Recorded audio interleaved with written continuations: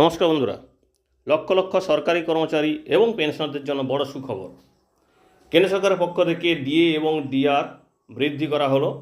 আজ অর্থাৎ শনিবার 18 এপ্রিল 2026 2% ডিএ এবং ডিআর ইনক্রিজ বা বৃদ্ধি করা হলো সমস্ত সরকারি কর্মচারী এবং পেনশনারদের জন্য।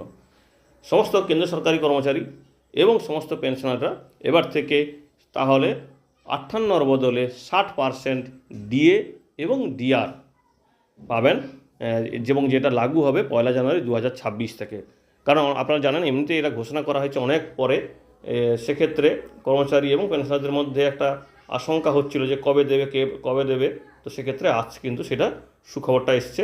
তো আপনাদের সঙ্গে আমরা যে খবরটি শেয়ার করছি সেটা হচ্ছে টাইমস অফ ইন্ডিয়া, সেখানে কিন্তু খবরটি প্রকাশিত হয়েছে এবং এছাড়া অন্যান্য মিডিয়াতেও কিন্তু প্রকাশিত হয়েছে, বা আপনারা অনেকেই হয়তো এখনও জেনেও গেছেন যে কেন্দ্র সরকারি কর্মচারী এবং পেনশনারদের জন্য সুখবর কেন্দ্র সরকারের পক্ষ থেকে দেওয়া হয়েছে।